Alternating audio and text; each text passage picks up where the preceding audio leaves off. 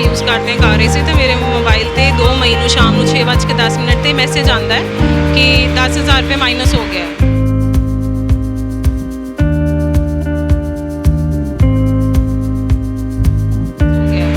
ਤੇ मैं अपना वॉलेट चेक करती हैं कि अपना ATM चेक कर लूँ मेरे वॉलेट 'ਚ है या नहीं है, कितने गुम तो नहीं हो गया, बट वो मेरे वॉलेट ਵਿੱਚ ਹੀ ਸੀਗਾ।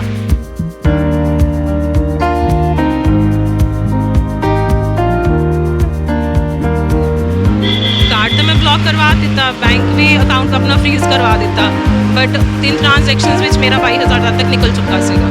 तो जब हमने सर अपने कस्टमर सर्विस के बात किया, उन्होंने बोला हाँ आपका पैसे कटे हैं।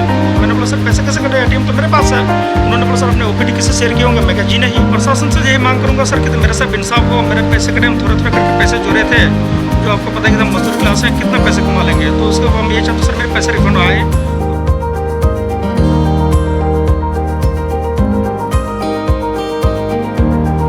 सर मेरे 25 अप्रैल ਨੂੰ ਸਵੇਰੇ ਇਹ ਬੈਂਕ ਤੋਂ ਅਵਤਾਰ ਨਗਰ ਅਕਾਊਂਟ ਤੋਂ ਮੇਰੇ ਪੈਸੇ ਨਿਕਲ ਗਏ ATM ਤੋਂ, ਤੇ ਪਤਾ ਨਹੀਂ ਮੈਨੂੰ ਮੈਂ ਪੈਸੇ ਦੇਖਦੇ 10-15 ਮਿੰਟ ਬਾਅਦ ਚੋਂ, ਤੇ ਫਿਰ ਮੈਂ ਜਾ ਕੇ ਥਾਣਾ ਨੰਬਰ 1 ਤੇ ਰਿਪੋਰਟ ਕੀਤੀ ਤੇ ਮੈਂ ਤੁਹਾਡੀ ਰਿਪੋਰਟ ਸੀ ਬਟ ਸਰ ਉਹਨਾਂ ਨੇ ਮੇਰੀ ਕੋਈ ਕਾਰਵਾਈ FR ਮੇਰੀ ਕੀਤੀ ਨਹੀਂ। ਉਹ ਕਹਿੰਦੇ ਕਿ ਨਹੀਂ ਹੋਣੀ ਤੁਹਾਡੀ ਤੇ ਅਵਤਾਰ ਨਗਰ।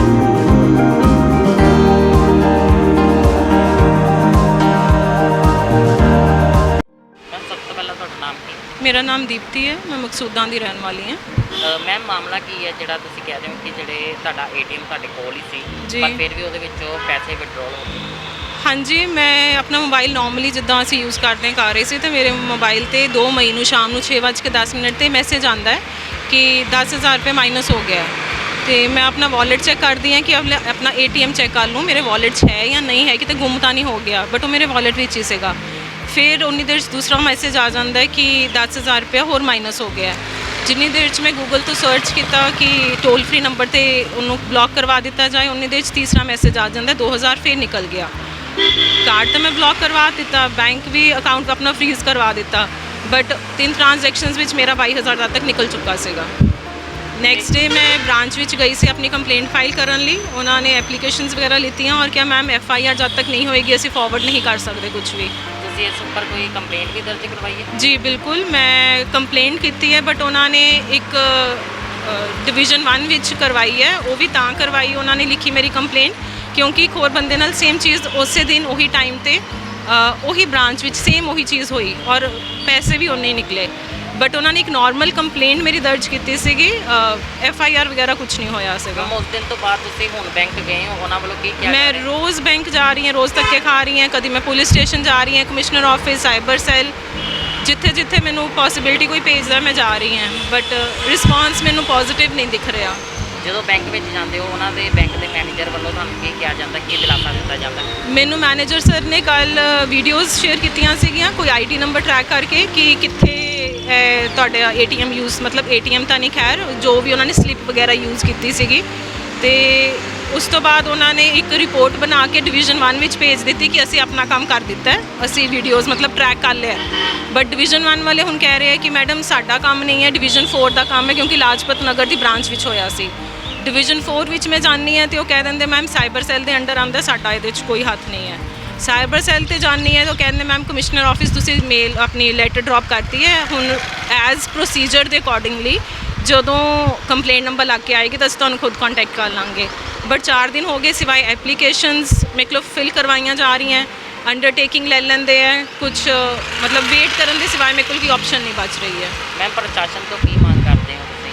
ਪ੍ਰਸ਼ਾਸਨ ਤੋਂ ਆਹੀ ਹੈ ਕਿ ਇਕੱਲੀ ਮੈਂ ਨਹੀਂ ਹਾਂ, ਮੇਰੇ ਨਾਲ ਕੰਟੈਕਟ ਵਿੱਚ ਬਹੁਤ ਸਾਰੇ ਲੋਕ ਆ ਰਹੇ ਜਿਨ੍ਹਾਂ ਦੇ ਨਾਲ ਇਹ ਹਾਦਸਾ ਪਿਛਲੇ ਹਫਤੇ 10 ਦਿਨ ਵਿੱਚ ਹੋਇਆ ਹੈ।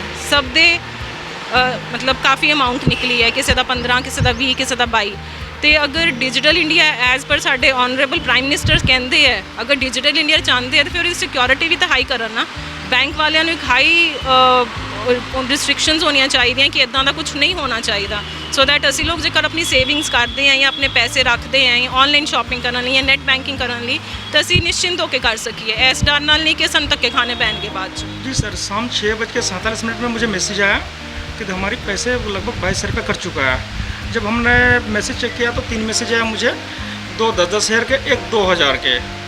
तो जब हमने सर अपने कस्टमर सर्विस के बात किया, उन्होंने बोला हाँ आपका पैसे कटे हैं। तो मैंने बोला सर पैसे कैसे कटे, एटीएम तो मेरे पास है। उन्होंने बोला सर आपने ओपीटी किससे शेयर किए होंगे। मैं कहा जी नहीं, ओपीटी किसी से शेयर नहीं किया, मैंने अपने घर वालों को किसी को पता नहीं है, ना हमारे एटीएम मेरे पास इस वक्त मौजूद है। फिर पैसे कैसे कट गए। तो उन्होंने कहा सर कि आप बैंक से सुबह जाकर संपर्क करो। ये कितनी तारीख को पैसे आपके कटे? ये सर 2 तारीख को कटे हैं। आपका अकाउंट जो है कौन से बैंक में है? Sir Punjab and Sind bank, Maqsuda Mandi. जब आपके पैसे कटे हैं तो आपने बैंक में जाकर उसकी कोई कंप्लेंट वगैरह की? जी सर किया मैंने। सुबह 10 बजे मैं बैंक गया, वहाँ से मैनेजर से मिले। तो मैनेजर ने बोला ठीक है सर, आपको उन्होंने कंप्लेंट दर्ज किया। उन्होंने बोला ठीक है, आपको उसको जैसे पता लगता है आपको बताते हैं। फिर 4 बजे मुझे बैंक की तरफ से फ़ोन आया कि सर आप FIR दर्ज कराओ थाने में जाके। जो जब हम थाने गए सर 1 नंबर चौकी, तो वहाँ से उन्होंने बोला सर हम किस बात पे FIR आपका दर्ज कर सकता हूँ। आप बैंक वाला से रिजल्ट लो कि भाई ये हुआ है, इसका हम FIR बनाएंगे। वो बोला नहीं सर हम नहीं कर सकते, आप दरखास्त ले सकता हूँ। तो उन्होंने दरखास्त लिया। तो सुबह जब फिर 4 बजे फिर नेक्स्ट दिन हम जब सुबह बैंक गए, तो उन्होंने उसका थाने से उसका आया हुआ था उसका पास दरखास्त। उन्होंने बोला ठीक है सर आपका दरखास्त आया हुआ है। तो उन्होंने एक हमसे फॉर्मली भरवाई, बोला कि जब जो भी उसको भरवाना होता है उसके बाद हमने उसको भर के दिया। उसके बाद फिर दूसरे दिन गए, दूसरे दिन उन्होंने एक हमको फुटेज दिखाया वीडियो, और वो एक हमको फाइल बना के दिया। बोला सर ये आप रखो, आपका कंप्लीट चल रहा है।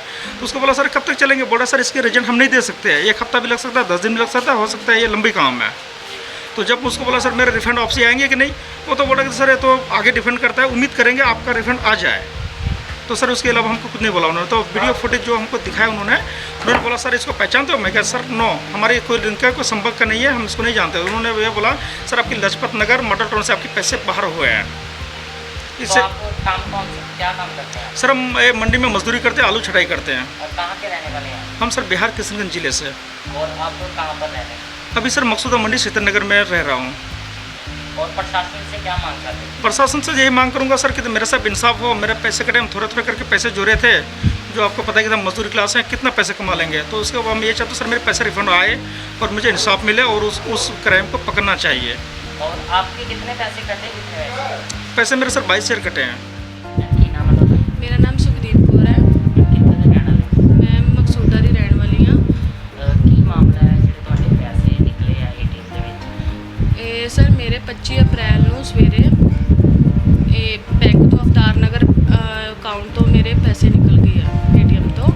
ਤੇ ਮੈਨੂੰ ਪਤਾ ਨਹੀਂ, ਮੈਂ ਮੈਸੇਜ ਦੇਖਿਆ ਜਦ 10-15 ਮਿੰਟ ਬਾਅਦ ਚੋਂ, ਤੇ ਮੇਰੇ ਪੈਸੇ ਨਿਕਲੇ ਸੀਗੇ। ਤੇ ਸਰ ਬਾਅਦ ਵਿੱਚ ਮੈਂ ਜਦੋਂ ਦੇਖਣ ਗਈ ਅਕਾਊਂਟ ਤੋਂ, ਮੇਰਾ ATM ਚੱਲਦਾ ਸੀਗਾ, ਮੇਰਾ ATM ਬੰਦ ਵੀ ਨਹੀਂ ਹੋਇਆ ਸੀਗਾ, ਕੋਡ ਵੀ ਉਹੀ ਸੀਗਾ ਤੇ ਮੇਰਾ ATM ਚੱਲ ਰਿਹਾ ਸੀਗਾ। ਤੇ ਫਿਰ ਮੈਂ ਜਾ ਕੇ ਥਾਣਾ ਨੰਬਰ 1 ਤੇ ਰਿਪੋਰਟ ਕੀਤੀ ਤੇ ਉਹਨਾਂ ਨੇ ਕਿਹਾ ਕਿ ਤੁਹਾਡੀ ਰਿਪੋਰਟ ਅਸੀਂ ਲਿਖਤੀ ਹੈ। ਤੇ ਬਟ ਸਰ ਉਹਨਾਂ ਨੇ ਮੇਰੀ ਕੋਈ ਕਾਰਵਾਈ FIR ਮੇਰੀ ਕੀਤੀ ਨਹੀਂ। ਉਹ ਕਹਿੰਦੇ ਕਿ ਨਹੀਂ ਹੋਣੀ ਤੁਹਾਡੀ ਇੱਥੇ, ਉਹ ਅਵਤਾਰ ਨਗਰ ਹੋਣੀ ਹੈ। ਤੇ ਬਟ ਸਰ ਮੇਰਾ ਕੋਈ ਹੋਇਆ ਨਹੀਂ। ਮੈਂ ਮੁੜ ਕੇ 29 ਤਰੀਕ ਨੂੰ ਕਮਿਸ਼ਨਰ ਦਫ਼ਤਰ ਜਾ ਕੇ ਉਹਨਾਂ ਨੂੰ ਵੀ ਦਿੱਤੀ ਦਰਖਾਸਤ, ਪਰ ਹਜੇ ਤੱਕ ਮੈਨੂੰ ਕੋਈ ਵੀ ਨਹੀਂ, ਅੱਜ ਮੇਰੀ 6 ਤਰੀਕ ਹੋ ਗਈ, ਮੈਨੂੰ ਕੋਈ ਰਿਸਪੌਂਸ ਨਹੀਂ ਆਇਆ। ਮੈਮ ਕਿੰਨੇ ਪੈਸੇ ਨਿਕਲੇ ਤੁਹਾਡੇ? ਮੇਰੇ 13,000 ਰੁਪਏ। ਜਦੋਂ ਪੈਸੇ ਨਿਕਲੇ ਸੀ ਤੁਹਾਡਾ ATM ਤੁਹਾਡੇ ਕੋਲ? ਹਾਂਜੀ ਮੇਰੇ ਕੋਲ ਸੀ ਤੇ ਜਦੋਂ ਤੁਸੀਂ ਕੰਪਲੀਟ ਕਰਨ ਗਏ ਸੀਗੇ ਜੀ। ਤੇ ਉਸ ਵੇਲੇ ਪੁਲਿਸ ਪ੍ਰਸ਼ਾਸਨ ਵੱਲੋਂ ਕੀ ਖੁਲਾਸਾ ਦਿੱਤਾ ਗਿਆ ਸੀ ਤੁਹਾਨੂੰ? ਉਹ ਕਹਿੰਦੇ ਕਿ ਅਸੀਂ ਕਾਰਵਾਈ ਕਰਾਂਗੇ। ਹਜੇ ਕਹਿੰਦੇ ਕਿ ਉਸ ਦਿਨ ਸੰਡੇ ਸੀਗਾ ਸਰ, ਤੇ ਉਹ ਕਹਿੰਦੇ ਕੱਲ੍ਹ ਨੂੰ ਅਸੀਂ ਕੁਛ ਕਰਾਂਗੇ, ਸਾਰਾ ਕੁਛ ਬੈਂਕ ਜਾਵਾਂਗੇ। ਤੇ ਪਰ ਉਹਨਾਂ ਨੇ ਪੁੱਛਿਆ, ਪਰ ਸਰ ਉਹਨਾਂ ਨੇ ਮੇਰੀ FIR ਬਸ ਉੱਥੇ ਕੀ ਗੱਲ ਰਹਿ ਗਈ, ਬਾਅਦ 'ਚੋਂ ਮੇਰੀ ਉਹਨਾਂ ਨੇ ਕੋਈ ਗੱਲ ਨਹੀਂ ਕੀਤੀ ਗਾ। ਮੈਮ ਕਿਹੜੇ ਬੈਂਕ ਦੇ ਵਿੱਚ ਤੁਹਾਡਾ? ਇਲਾਹਾਬਾਦ, ਮਕਸੂਦਾ ਇਲਾਹਾਬਾਦ ਇੰਡੀਅਨ ਜਦੋਂ ਬੈਂਕ। ਪੈਸੇ ਨਿਕਲੇ ਸੀਗੇ ਤੁਸੀਂ ਉਸ ਤੋਂ ਬਾਅਦ ਬੈਂਕ ਗਏ? ਹਾਂਜੀ ਸਰ। ਬੈਂਕ ਜਾ ਕੇ ਕਿਹਨਾਂ ਨੂੰ ਮਿਲੇ? ਮੈਂ ਮੈਨੇਜਰ ਸਰ ਨੂੰ ਮਿਲੀ ਹਾਂ, ਠੀਕ ਹੈ। ਉਹਨਾਂ ਨੇ ਕਿਹਾ ਸੀ ਕਿ ਤੁਸੀਂ FIR ਦੀ ਕਾਪੀ ਲਿਆਓ, ਪਰ ਮੇਰੀ ਪੁਲਿਸ ਵਾਲੇ FIR ਦਰਜ ਹੀ ਨਹੀਂ ਕਰਦੇ ਪਏ, ਤੇ ਮੈਂ ਕਿੱਥੋਂ ਕਾਪੀ ਲਿਆਵਾਂ। ਤੇ ਪ੍ਰਸ਼ਾਸਨ ਤੋਂ ਕੀ ਮੰਗ ਕਰਦੇ ਹੋ? ਸਰ ਮੈਂ ਇਹੀ ਮੰਗ ਕਰਦੀ ਹਾਂ ਕਿ ਮੈਂ ਆਪਣੇ ਬੱਚਿਆਂ ਲਈ ਸੀ ਮੇਰੇ ਪੈਸੇ, ਠੀਕ ਹੈ। ਕੋਵਿਡ ਚੱਲਦਾ ਪਿਆ, ਪਤਾ ਉਨੇ ਕੁ ਪੈਸੇ ਹੁੰਦੇ ਆ ਕਿ ਮੇਰੇ ਪੈਸੇ ਮੈਨੂੰ ਵਾਪਸ ਕੀਤੇ ਜਾਣ ਜਿੱਦਾਂ ਵੀ ਹੈ। ਮੇਰਾ ਉਹ 'ਚ ਕੋਈ ਰੋਲ ਨਹੀਂ ਹੈਗਾ, ਕਿਉਂਕਿ ਮੇਰਾ ATM ਵੀ ਚੱਲ ਰਿਹਾ ਮੇਰਾ, ਤੇ ਮੇਰਾ ਪਿਨ ਵੀ ਉਹੀ ਸੀਗਾ ਮੇਰੇ ਕੋਲ, ਸਾਰਾ ਕਾਪੀ ਹੈਗੀ ਹੈ ਉਹਦੀ ਕਿ ਮੇਰਾ ATM ਚੱਲ ਰਿਹਾ। ਮੈਂ